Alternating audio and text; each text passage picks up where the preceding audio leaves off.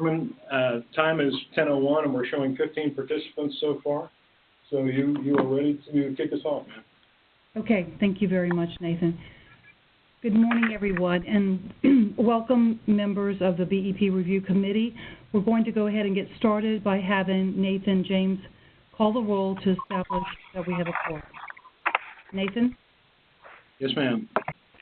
And I would just ask, as we've done in the past, when you're not speaking, if there's a lot of noise around you, to just mute it behind you.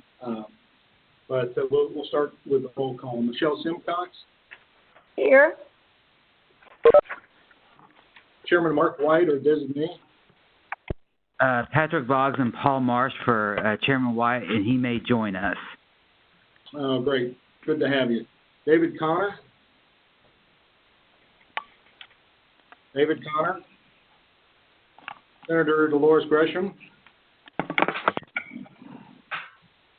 Or Michael Murphy? This is Michael with Senator Gresham's office. She should be joining the call momentarily. I'm on. Oh, thank you. Welcome. Ben Torres? Ben Torres actually contacted us to let us know that he was finishing one presentation and running in the call, so he'll be on shortly. Eddie Pruitt? Chris Henson? Here. Sarah Morrison? Here. Karen King? Here. Penny Schwinn, or designee? Here. Penny Schwinn. Stuart McWhorter, or designee? Greg Turner for Commissioner McWhorter. Lippard? Lippard with Tasser? Yeah, here. Okay. Larry Ridings? Here. Bob? Here. Vicky Hall? Here. Comptroller or designee? Linda Wesson for the Comptroller. Susan Artie? Dale Lynch?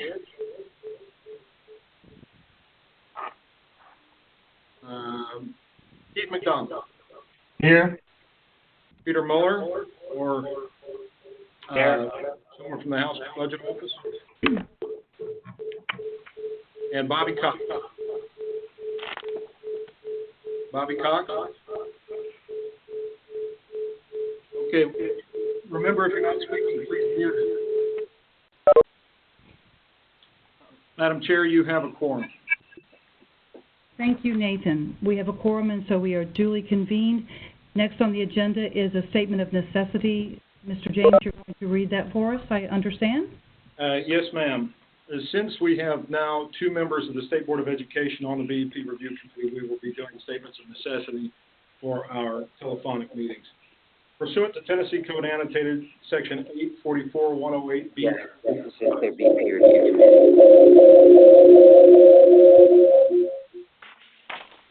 Committee. There's a lot of back noise. BEP Review Committee, by and through the State Board of Education, hereby submits this letter as its determination of necessity for its committee meeting held via teleconference at 10 a.m. October 29, 2019. Pursuant to TCA 491302A4B, the BEP Review Committee shall, by November the 1st of each year, provide a report to the State Board of Education, the Governor, the Finance and Means Committees of the Senate and House of Representatives, the Education Committee of the Senate, and the Education Committee of the House of Representatives on needed revisions, additions, and deletions of the BEP formula and other statutorily required analyses in order to review and finalize the report so that it may be released by the statutorily required deadline of November the 1st. The BEP Review Committee must meet to review and authorize the publication of the BEP report. Because of the time-sensitive nature of this issue, and because members of the BEP Review Committee reside across the state, it was determined that a physical quorum of the members could not be assembled in Nashville for purposes of this meeting. As such, the BEP Review Committee is meeting via teleconference to review, edit, and finalize this time-sensitive report. This statement will be filed with the Secretary of State. Thank you, Nathan. Without objection,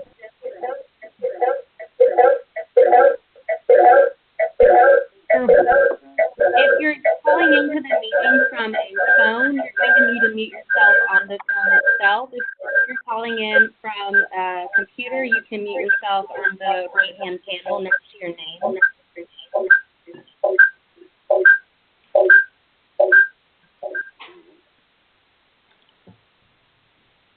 Everybody find the mute button? I'm not hearing myself, so.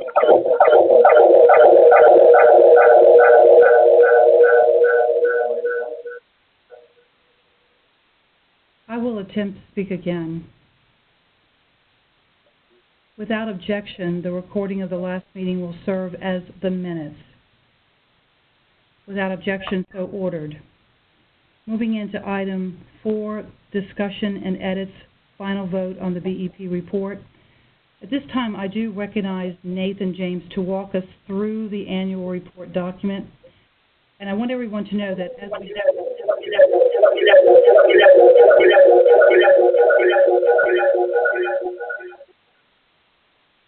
I'm not sure why that continues to happen, Nathan.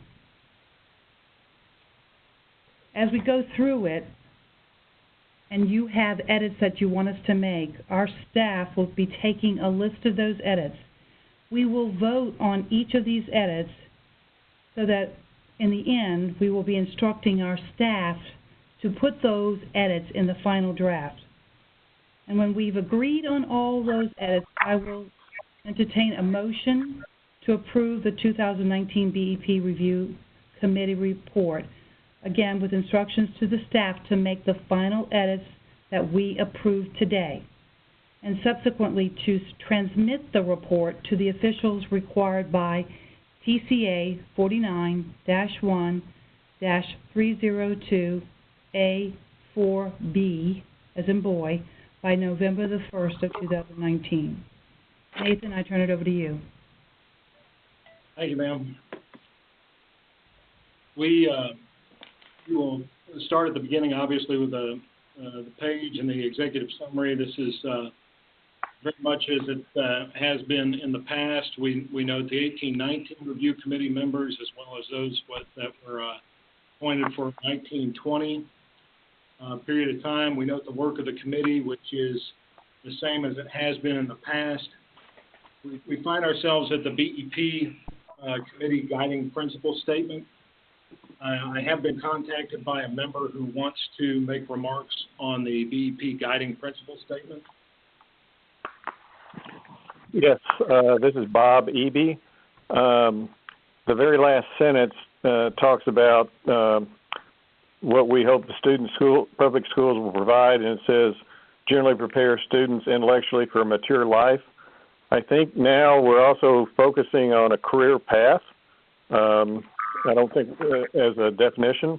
So I would like to amend this and add students intellectually for a mature life and a career path. Would you state that one more time, just to be clear? The last sentence would read, well, the end of the last sentence would read, and generally prepare students intellectually for a mature life and a career path. Is there any objection to that recommendation from Bob Eby? Hearing no objection, then we will make that change to the document. Thank you. And to be clear for the members as well, we will, in the end, take a roll call vote. So as we proceed piece by piece, Madam Chair will ask if there are any objections, but the binding vote will be done at the tail end of the meeting with a roll call vote as required by law. Thank you for clarifying that, Nathan. Yes, ma'am. The next section, of course, goes through the TCA requirements to create the report.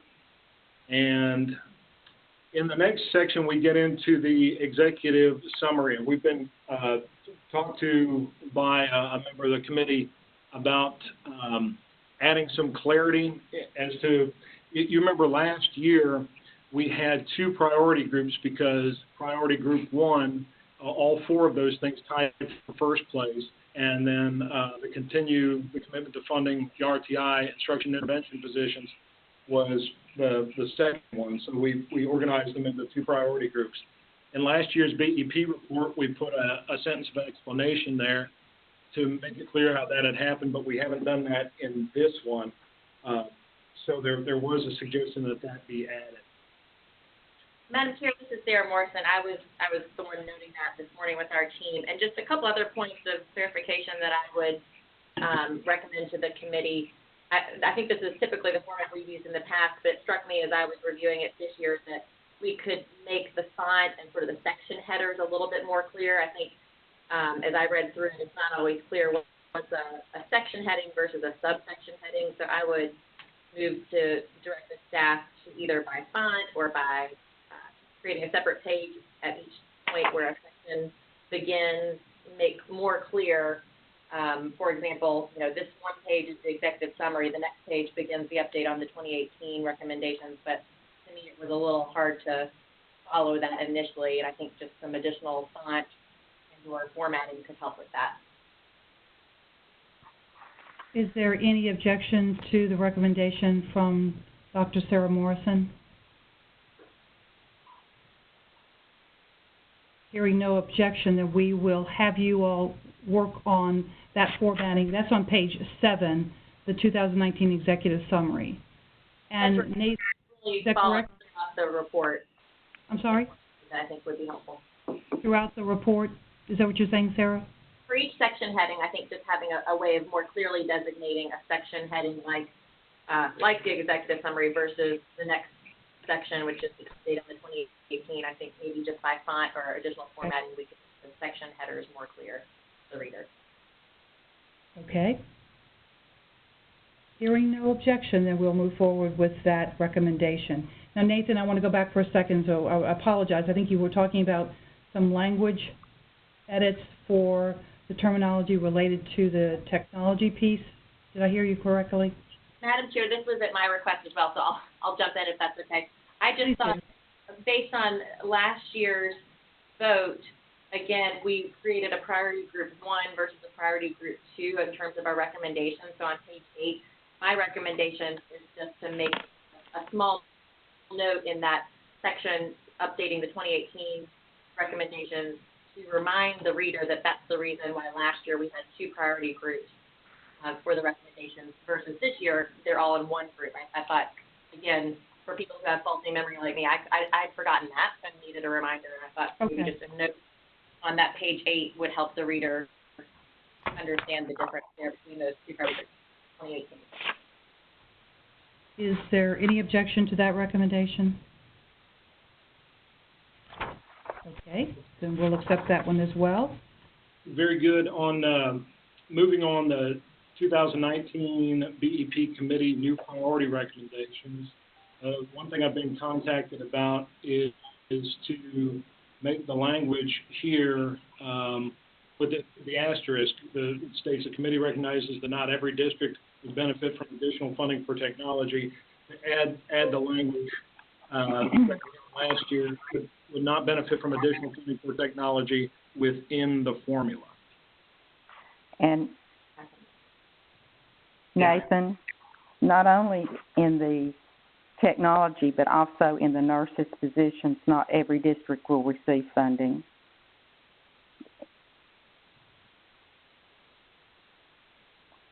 So, the way we came to that language last year was by a specific motion. Do you want to move that the committee add another asterisk there? The committee further recognizes that not every district would benefit from additional funding for nurses within the formula? Well, that's true. I mean, that is the fact.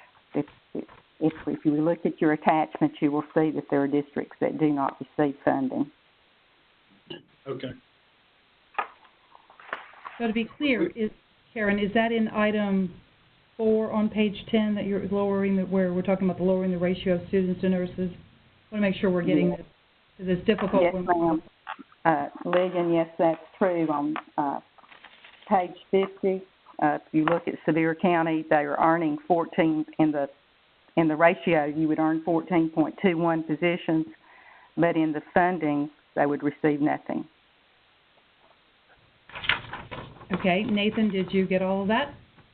I want to make sure you have that before, and I want to ask if there's any objections to first the addition of the language on item 2 on increasing technology funding in schools, adding within the formula, I believe that was the language, Nathan, that's on page 9. Is there any objection to that? Okay.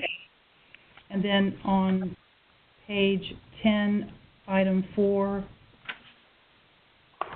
Karen King is making a recommendation to similar language related to nurses. Is that correct? Yes, ma'am. And Madam Chair, I was reading that just on page 7, but I think let's make it clear that we're talking about making it clear on both page 7 and at those other things in the report. Page 7, then on page, 9, item number 2. On page 10, item number 4. And Madam Chair, Sarah Morrison again, I would just add to what Karen King was suggesting there. I think when we get into the recommendations, not on the summary page, but on page 9 and 10, maybe just adding just an additional couple words to say the why behind why some systems would benefit. So again, kind of nodding to the local capacity and anything else Mary Ann would suggest in terms of language. But for, again, an uninformed reader, just maybe a slight additional addition to the sentences there that says that while the committee acknowledges not every system would benefit from the expansion of technology funding within the formula, if based on varying local capacity. Or Mary Ann, if you have a different suggestion for language there, I would just fill out the why a little bit there. Minimum funding. Minimum funding for counselors. For any of them areas, this is a minimum funding, and not receive additional funds.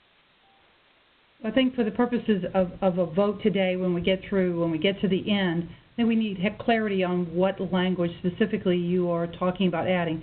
Sarah, I heard you talk about the why, which may be varying local capacity. However, there may be a suggestion to add something to that. So I just want to make sure that we give everyone the opportunity to clearly understand what we're talking about here. Absolutely. Mary and I are in the same room together, so we'll work on just that additional why piece for each of those statements and have it ready for you here as we get towards the end of the Before we get to the end of the meeting. Okay. Then we'll come back to that. Okay. Nathan? Yes, ma'am. Madam Chairman, this is Keith McDonald. Yes, Mayor McDonald. I don't want to get too far past this, and I may have already, but as I recall our discussion in the past, we talked about not only the fact that the BEP formula and the disparities there, but also as is being discussed about the nurses and counselors, the fact is the formula currently doesn't fund enough teachers in many of our districts. And I didn't, maybe I overlooked it, but I didn't see where that was pointed out in this draft. Nathan, I'm going back through it. Do you recall where that would have been included? Pointing out that it doesn't fund every teacher, is that what you're referring to? Well, yes, it doesn't fund enough teachers in many of. I'm not sure. I'm not sure enough to say most of, but at least many of our districts. When they say they're going to give a raise, they give a raise based on the formula, which the formula doesn't include enough teachers in the districts to fully fund what it takes to run that school system. So what we base the report on is obviously what's required in statute, the activities of the committee, and its priorities. Those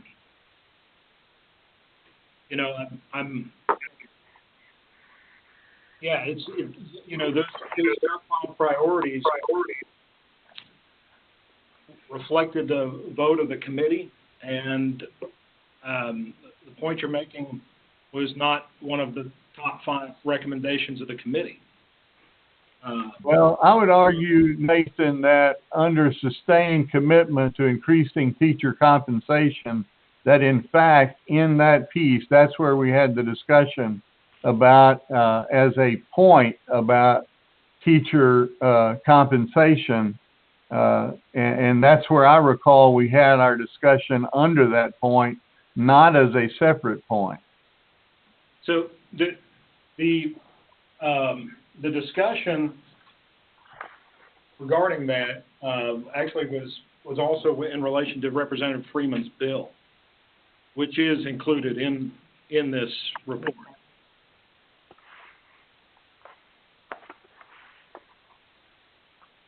So that was that legislative piece that we do not have responsibility over, because that's in the responsibility of the General Assembly. So we included it in the report because it was shared with us, and we supported what they were attempting to do with those bills, but that, in fact, as legislators, it's up to them to promote those bills and get them passed. And that's what you're referring to. I'm just kind of recapping.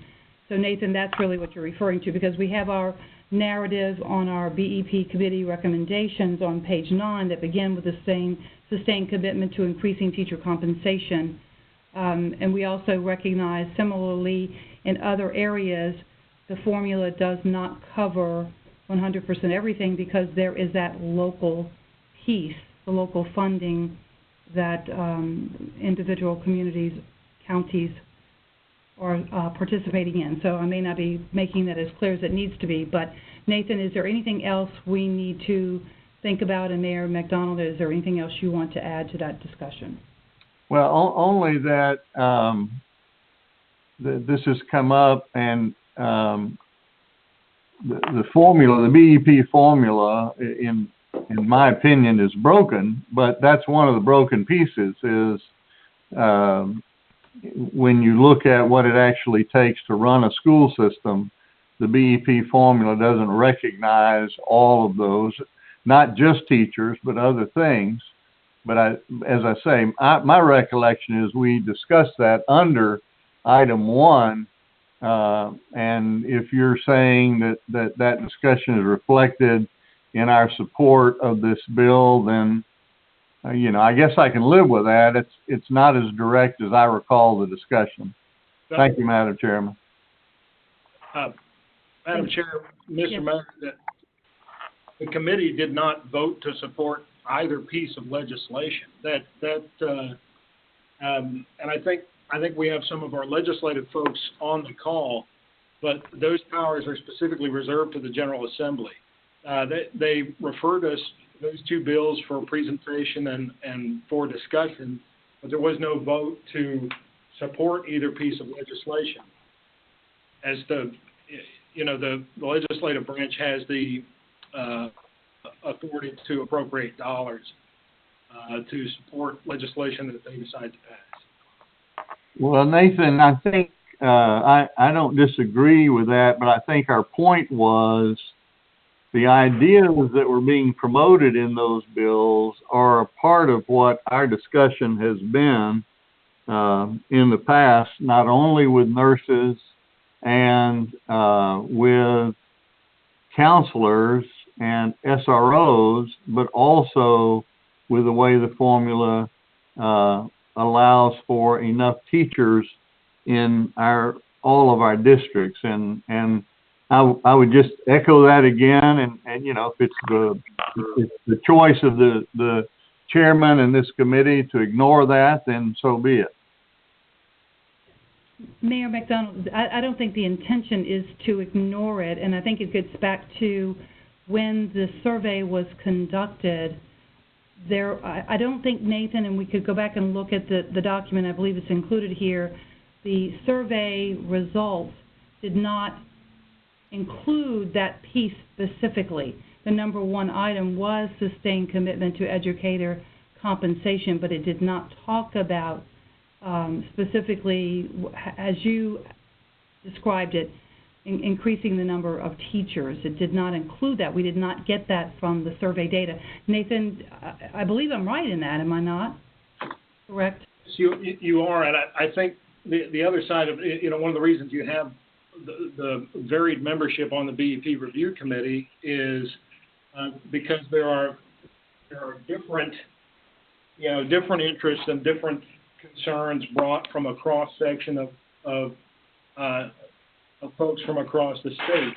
You also, I don't know of any portion or any concept, the idea when the BEP was created that it was designed to cover everything in every district. These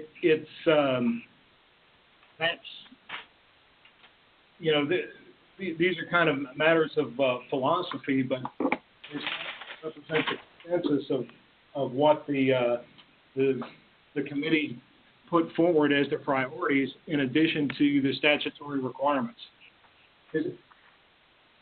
Are there any other folks that want to offer perspective on that?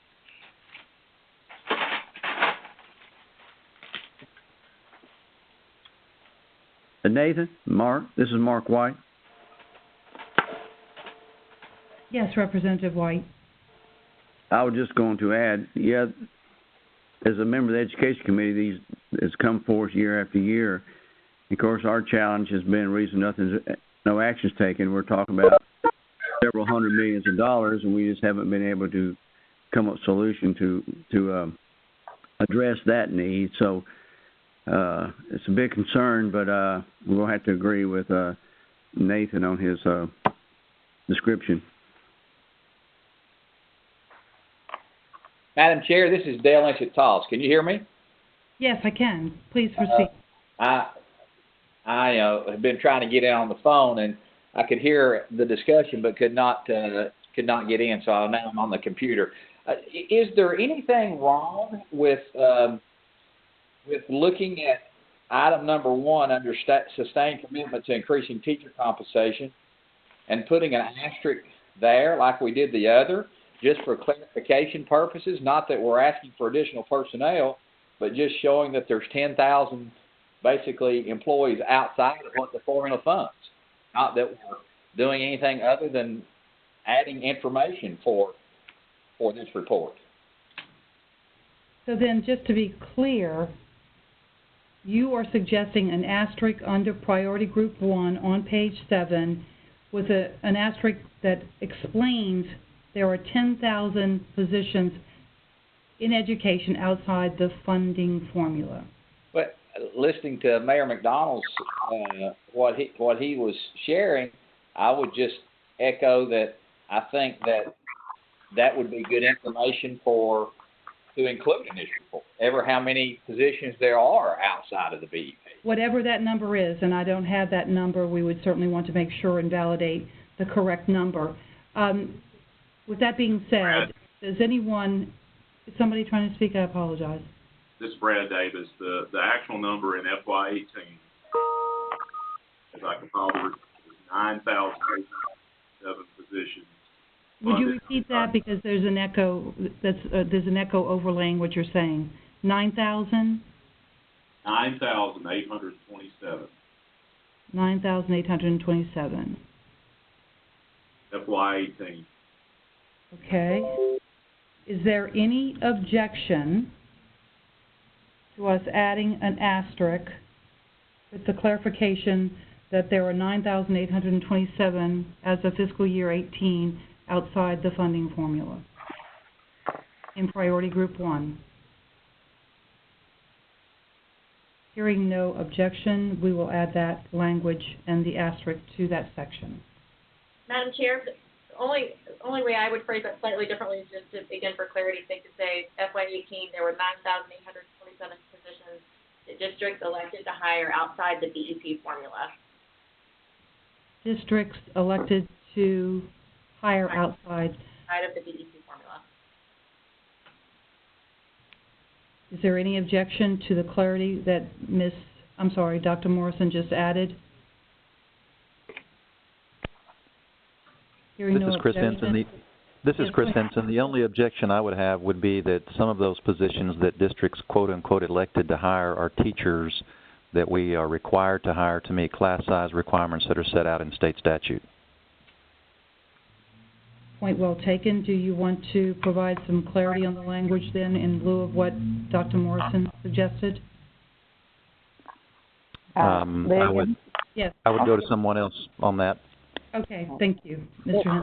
Vivian, a proposal would be acknowledgement of 9,827 instructional positions funded locally.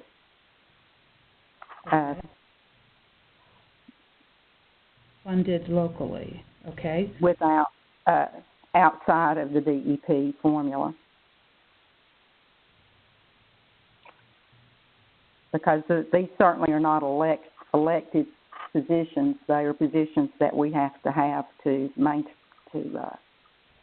a basic education program. So there's 9,827 instructional positions funded outside of the BEP formula for fiscal year. Well, the 9,827 is the number from fiscal year 2018. Is there any objection to that modified language? This is Bob. You said funded outside. Wouldn't we say funded locally outside the BEP? Just to clarify that it is paid by local funding. Funded locally outside the BEP formula. Is there any objection to adding the word locally? Okay, hearing no objection, then that language will be included next to the asterisk that will be added to priority group 1. Nathan, back to you. Madam Chairman? Yes. This is Mark White again. Do we have the numbers on the number of positions that the state has mandated, as the question was just, or the statement was just brought up a few moments ago, that the state has mandated? I know there's 9,821, the total, but what about the number of additional teachers required that the state has mandated that require these new positions? Do we have that number? That's a great question. Does anyone have the answer to it? Yes, this is Mary. I'm sorry. Not done a study to that level of granularity, if you will, to determine if each district, how many of those positions would be required and how many would be more of an elective. So no, we do not have that. So we do not have that information, okay? This is Chris Henson. I believe that number of positions was included in the proposed legislation that did not pass, along with the fiscal note. We can go back and look at that. It is in that legislation.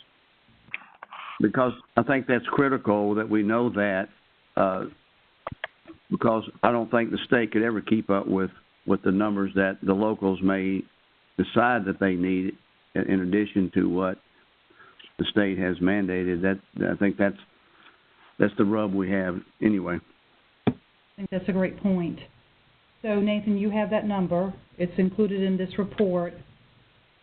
Do we need to reflect that somewhere based on what you just said, Chairman White?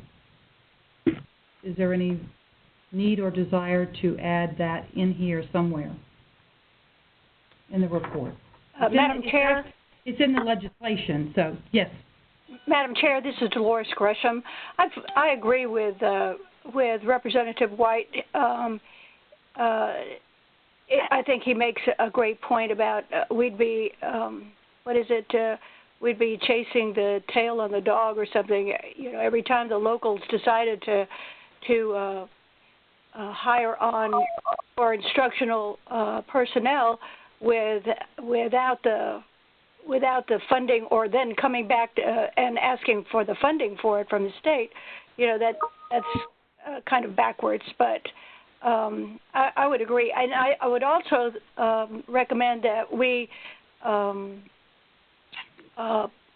lay this aside for further research, because if we don't have the numbers, we can't have a really full, robust discussion until everybody's got the information we need in order to make a decision about what we do. So, or what we recommend. So,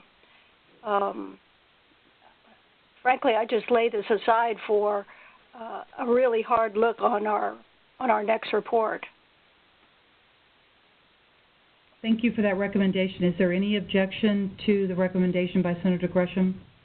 Madam Chairman, this is Mayor McDonald. I would object. Well, Madam Chair. Yes. And I totally understand that. I think the mayor has brought up a point that really has to be researched, and so that we can determine our path forward. So it would not be to denigrate the recommendation from the mayor, but indeed to do the work that would perhaps sustain his position. So I'm just saying that we need to look at this. I'm glad the mayor brought it up. I think it's obviously an important aspect of the work that we do. Please, this is not an adversarial recommendation, but if we're going to make a decision about these things, we really have to have all the numbers in front of us. We just can't jump in and say, okay, no, we're going to recommend this or that unless we have the substance behind it. Madam Chair, this is Sarah Morrison again. I was just thinking of one other way to potentially address this issue we're discussing. I had made a note in one of the future sections of the report related to the legislation that was referred to the committee. Again, because my memory is that this is when we discussed under Representative Freeman's bill the number of instructional positions that are funded outside the formula. Perhaps we could make a note in that section saying that the committee did discuss this bill, and maybe is requesting further study by the department, or maybe that's the more appropriate place to put a comment of this nature, especially because these instructional positions in some cases are not teachers, which this first commitment of the committee is to teacher compensation, but that's just one thought for the committee to consider in terms of where they might want to note about this. Any comments or questions regarding what Dr. Morrison just suggested? Would there be any objection to what she suggested? Ligon, on page 53 of our report, yes, Karen? For FY 17-18, there were 7,183 positions in fiscal year 17-18 it was found and it was based on the fiscal note that was in House Bill 255. I see that. So we do have established data to follow up with the mayor's comment. So then, in our report, we do have this established data. If we wanted to put page 53 in the fiscal note, that's from fiscal year 17-18. LEA's reported 7,183 classroom positions employed beyond the generated BEP formula. Madam Chairman, we have the folks who actually put together that fiscal note, the fiscal memo for the fiscal review committee to use in the room with us now, and they wish to make some remarks about it. Okay, please proceed, and please state your name. This is Mary Ann Durkee. Oh, Mary Ann, thank you. Yes. You're welcome. The 7,000 number of teachers was the additional K-12 positions over and above what's funded by the BEP. And then the 9,827 is the total number of instructional positions, again, over what is funded through the BEP. Those instructional positions include principals, assistant principals, counselors, social workers, psychologists, anyone who is licensed and is funded in the instructional component of the formula. I don't believe we had it by to the level of these 7,000 additional K-12 positions, which ones were actually required and which ones were perhaps the choice of the district to intentionally lower class sizes by hiring teachers. I do not believe we had that level of detail. So you were breaking up on us a little bit there, Mary Ann. So to be clear, are you suggesting that you have not done a complete study, that there is additional research that needs to be conducted so that we do have the correct information? Because this is in the report on page 53, actually in the fiscal note, this particular number, you're suggesting that's K-12 resources, but it's not, they're not broken down, because I'm sorry, you were breaking up and I'm not clear on what you said there. And the number, the K-12 number over and above what is funded is additional K-12 positions beyond what is funded, 7,000 plus teachers. Okay. And the 9,827 is instructional staff. Correct. Total instructional positions, which includes any licensed personnel funded in the formula. So it could be assistant principals, supervisors, psychologists, social workers, all those types of positions as well. And this was not based on class size. It was simply based on number of positions funded versus number of positions reported to us by the district as being hired.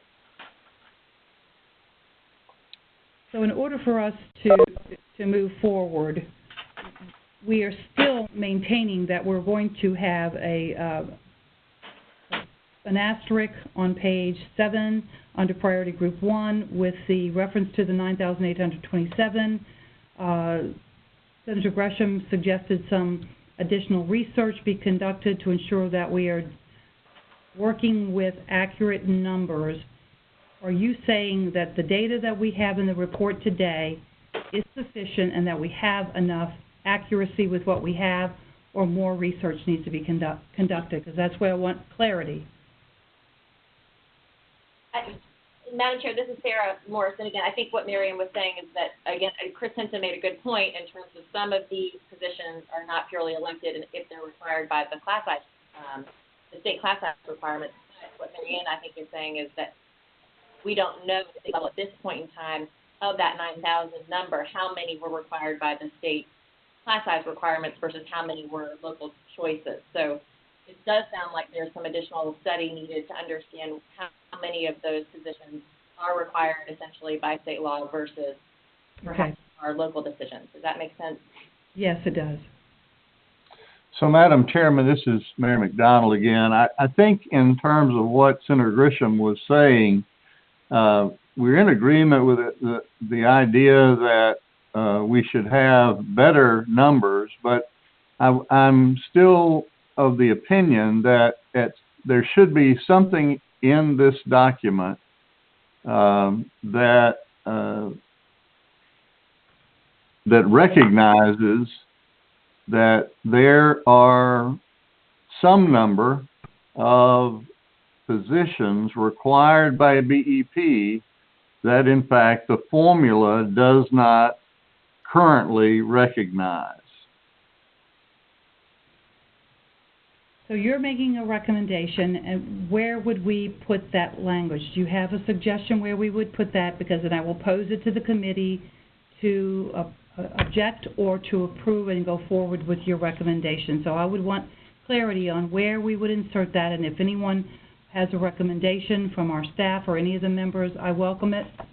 Madam Chairman, what if we tried this? We simply went to the section on page 11 marked legislation referred to the committee, and we can leave the language as is, but add that we did discuss it and that the committee recognizes that there are positions required but not funded by the formula, or there are positions required by statute that are not fully funded by the BEP. I would go along with that. Okay. That way the point has been made. Madam Chair? Yes, Senator This is Dolores Gresham. Yes. I like that too. And I'm thinking that, you know, how is it that we get to this position in the first place, that we're discussing this whole point? Because I think that what we might do here is to add that the situation is due to, well, for lack of a better term, arbitrary class size restrictions that actually we impose on the local districts. So, I mean, I would certainly look hard at that during this next session. If you wanted to add that, otherwise, I'm good with what Nathan suggests. Senator Gresham, this is Sarah Morrison. I was just making that point to Nathan as well. I think we could further clarify by saying that the state requirements around those class size requirements as part of that note. Right. Okay. There you go. Okay. So, with that being said, are there any objections to what was recommended by Mayor McDonald and then amended by Senator Gresham? Okay, then we have approval, so we can move forward. Thank you for that lively discussion. Mr. James, it's back to you. All right, I'm busily writing. Completely understand. I'm trying to make notes and take notes too. Yes, but I'll tell you what, though, this is a healthy process. This is exactly why we have this meeting, is to make sure that the edits in the document are owned by the committee. I agree with you 100%. I think that's good. So, shall I resume? Please. I would say resume. Yes, ma'am. On page 9, we've gotten through that. Funding the number of school counselors, we've gotten that. Lower the ratio of nurses to students to nurses. Funding RTI positions. Is there any comments or discussion about the RTI positions? This is Linda Wesson from the Comptroller's Office. I had a question about both 3 and 4. We talk about this would increase, changing the ratios would increase state expenditures, $63 million, and then in the nurses it says $39 million. But do we mean state expenditures or the total BEP allocation? Because in the Appendix D, I believe what those numbers represent is the total BEP allocation, not just the state expenditures. The Office of Local Finance folks with the department tell me that that's the same thing. Okay. Yeah, so the numbers there do not include the local cost, and that's in accordance with the practice of this committee for a couple of decades there, just in terms of when it makes a recommendation to the legislature to say, and frankly, to the Commissioner McWhorter and to the administration in terms of the crafting of the executive budget, basically this is the state's cost for implementing XYZ recommendation, and not for nothing, but that has been very successful these last few years in terms of getting pieces funded and included with supportive administrations and very engaged members of the General Assembly. Does that help? Okay. Yeah, I just, in the appendix when it's labeled BEP allocation, usually that term suggests it's the state and local, it's the allocation that the formula makes, and then it's partially funded state, partially funded local. But if we mean state expenditures, that's great. Just checking. Thanks. Madam Chair? Yes. This is Dale Inchwood-Toss again. May I interject real quick? Yes. Mary Ann and I had a lengthy discussion. I certainly appreciate her and her work over these number of years with BEP. But I would like for our entire committee to consider this, not for this year, but obviously for work to be done. I think Senator Gresham and Chairman White and Mayor McDonald bring out outstanding points. But one of the things as a superintendent for almost 20 years working with this, it just hit me in going through this document that there are now 47 components in the BEP. I think it would be very good for us to look at district by district, and I know Mary Ann had assured me that we can get this data. It'll take some time, but to look, for instance, like at school nurses, and where are we at the state level, and how many school nurses we fund, and how many do we have out there in districts, to be able to look and see where our districts are placing the priorities too. And I think if we were to do that at the state level, and then also do that at the district level, I'm sure we would be asking a lot more questions, but it would give us a lot of information. Madam Chair, one of the suggestions I might make there, of course, we do include the the current ratio that's funded. So that is in the document. Now, this is our third BEP Review Committee meeting of the year. We are required by statute to have a fourth. What I might suggest to Dale would be to kind of flesh out precisely the question that you wish to ask and bring it up for discussion in our fourth meeting. Okay, I'm fine with that. I know we've got to move. Yeah, no, it's with a very conscientious mind that you say what you're saying. So I'm just thinking in terms of the process. I totally agree with you, Nathan. Thank you. Okay, we'll do that at the next meeting, and let's move forward. I want to make sure that we get any other edits that are need to come from our committee members. I'm afraid we might be losing people because we are at the hour, but this is important, so we do want to get through this and give everybody a chance to include or have edits made as need be. So Nathan, let's see how we can move through this as judiciously as possible. Greater speed, you got it. Okay. The next session is the notable committee action items. You see there the adoption of priority list, the transmission of the letter, and then we have the section on legislation referred to committee.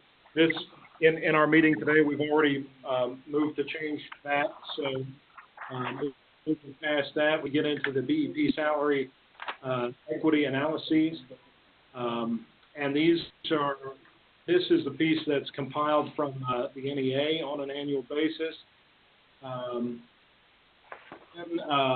We get into the comprehensive review of total teaching compensation. That's our weighted average average salary and total weighted average insurance benefits across the district.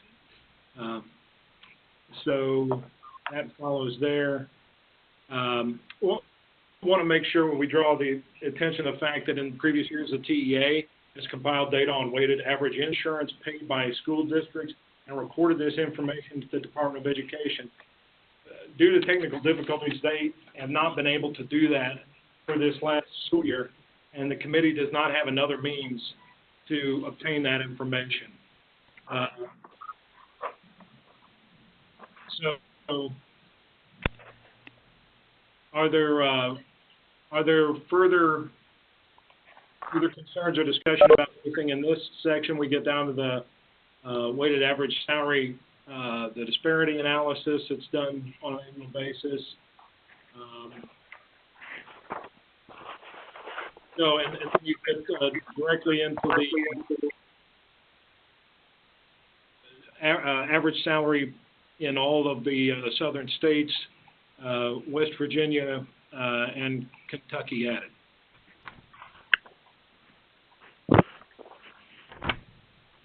What page are you on, Nathan? And then we get into the appendices, which are always good times and great oldies. Madam Chair, this is Bob Eby. I would just note, this isn't for anything to take, but the average salaries for the regional states, Georgia and Kentucky, Tennessee is I think measurably below those, and we continue to lose teachers to those states. I hear that from our education prep providers, that a lot of their teachers are coming out, going into those states. So that's just something I think we ought to be aware of as we continue to move forward progressively on these activities. Thank you for bringing that to everyone's attention in case they missed it in the review. Point well taken. We'd like to see our Tennessee right up there with our neighboring states. We do not want to continue to lose our great teachers to other states for sure. Okay, moving on, Nathan, is there anything else? I know I had something I thought we should consider adding to our appendices. Don't know if anybody else has anything. I had suggested that perhaps the agendas for our meetings should be included to reflect that we are in compliance and that we are meeting on a regular basis. It is as we are required to do so. We've already held 3. There's one more to hold for this year. So I just thought that might be an addition that we should include in our report. Is there any objection to that? So I would note also, Madam Chairman, that we'll have language in there, saying that we've met 3 out of the 4 times, and the 4th meeting is going to take place in December. Correct. But you're saying also, not just on the website, but actually include each agenda as an appendix, right? It may be that it just needs to be on the website, but I was suggesting we include it in here, and if there's objection to that, I'm certainly open to one method or the other, the website. I just wanted to reflection the fact that we are in fact meeting as required. Any comments? And just because I'm chairing this does not mean that someone should not object if you think it's not necessary, or if we could just simply, we have it on our website that we are meeting anyway, so we can leave it at that. Nathan, are we at the end? We'll be happy to include that. Also, I did want to make the point that an additional bit of explanation was made on one of the appendices. You want to talk about the. So, and I want to mention also Erica Light on our staff. She's come from the Department of Education. She has just done yeoman's work in service to this committee, and work at compiling this stuff, getting it together. This is a bear of a report. It is viewed and scrutinized year after year after year, and the work, the importance of the work, could not be overstated. So I want to thank her on behalf of all of the staff members of the State Board of Education. And at this time, Madam Chair, if you don't mind, I'd like for her to explain some other pieces. Go ahead. Yes, please proceed. Okay. I have, prior to this meeting, we have received 3 recommended edits, one of which was to add a paragraph of explanation on page 29, which is part of Appendix A, in order to explain the regional salary disparity table. So on that page, Brad Davis has provided for us a paragraph of explanation, which I will read. It says, the tables below display the change in weighted average salary over time specific to the districts whose weighted average salary is not the highest in that particular region. A decrease indicates that the salary disparity decreased over time for that particular region or position. An increase for a particular position indicates that the salary disparity for that position increased over time. A decrease in salary disparity is good, whereas an increase is not. It has been proposed to add this paragraph at the top of page 29 in Appendix A. The second proposed change is in Appendix B. The districts in this weighted average salary table are in order of district number, but currently the district number is not included in the table. So there was a proposed change to add the district number as a column all the way on the left of the table. And finally, on page 5, Ben Torres has requested that we update his title to Assistant Executive Director and General Counsel. Are there any objections to adding those changes? Okay. We are approved to add those additions, and then, Nathan, I believe we're at the end where we're ready to move to receive a motion. Is that correct, unless there are any other comments or questions from any of the members? Madam Chairman, this is Mayor McDonald. While I'm honored to be listed twice, as I read the committee, I saw myself on there twice, and we just need to be on there once. Thanks. Mr. Mayor, the reason is because you have two different times that you were on the appointment list, basically. So okay. So there was the one appointment list made last year and one made this year, and both of them are in the document. So that's all. But we just did that because you're twice as cool. Okay. So at this time, I'm going to ask if we have a motion to approve the 2019 BEP Review Committee report with instructions to our staff to make the final edits we have approved as a committee, and subsequently to transmit the report to all the officials required by TCA 49-1-302A4B by November the 1st, 2019. Do I have a motion? Please state your name when you make the motion. So moved, Mayor McDonald. Mayor McDonald provides the motion. Is there a second? Second, Mark White. Representative White provides the second. Nathan will call the roll. Michelle Simcox. Yes. Representative White. Yes. David Connor. Senator Gresham. Senator Gresham.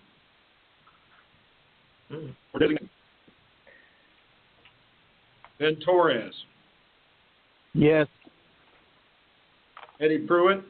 Chris Henson. Chris Henson. Sarah Morrison. Yes. Karen King. Yes. Commissioner Schwinn. Pass. Commissioner McWhorter. Pass. Cliff Lippard. Pass. Larry Ridings. Larry Ridings. Bob Eby. Yes. Nikki Hall. Nikki Hall. Yes. Okay. Linda with comptrollers. Pass. Hunter Zanardi. Dale Lynch. Yes. Mayor McDonald. Yes. Peter Muller. Yes. Bobby Cox. Madam Chairman Hartgrove. Yes.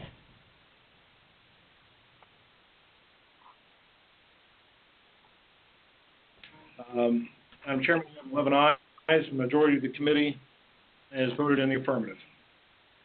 The motion has been approved. Thank you all very much. We have just a couple more items to get through. Nathan, item number 5, the process discussion for the coming year. Yes, ma'am. Thank you. The members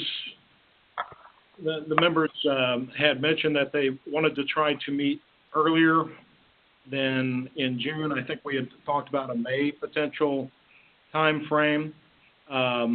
We will, of course, be sending out surveys and so on to see when folks are available there. I do want to say, remember, we have to have 4 meetings a year, so we need to have 1 additional telephonic meeting, which will probably take place in December.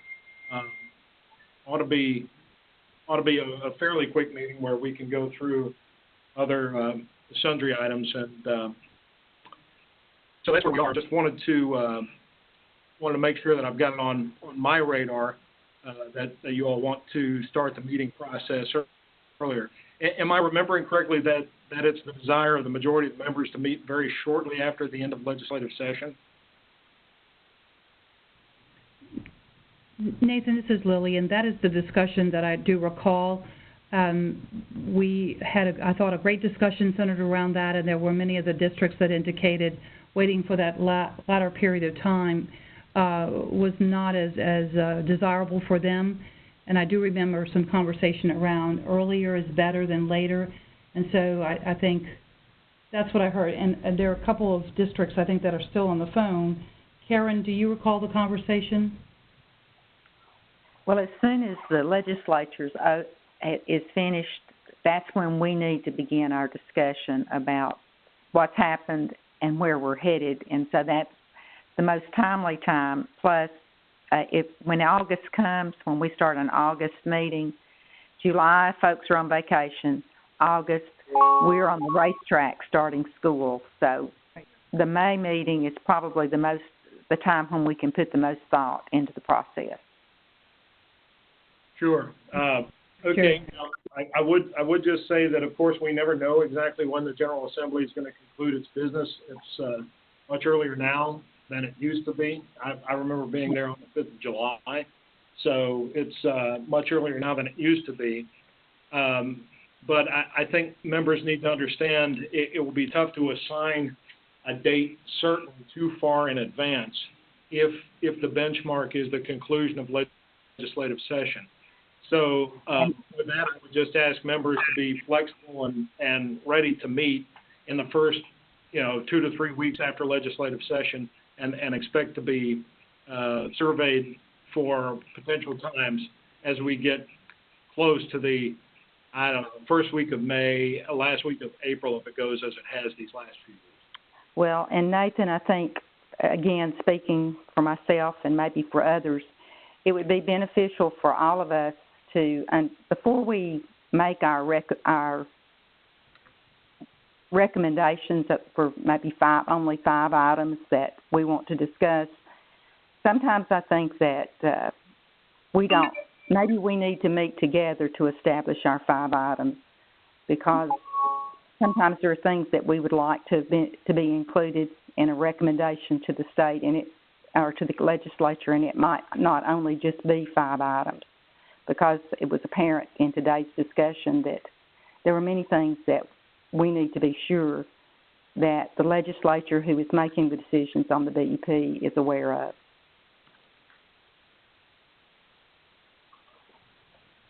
Thank you, Karen. I think those are good points, and I think what we can do is look at that opportunity to meet in person, Nathan, when we have those types of discussions, because we talked about the fact that there are presentations that perhaps should be made before us so that there is clarity around particular areas that are included in the formula.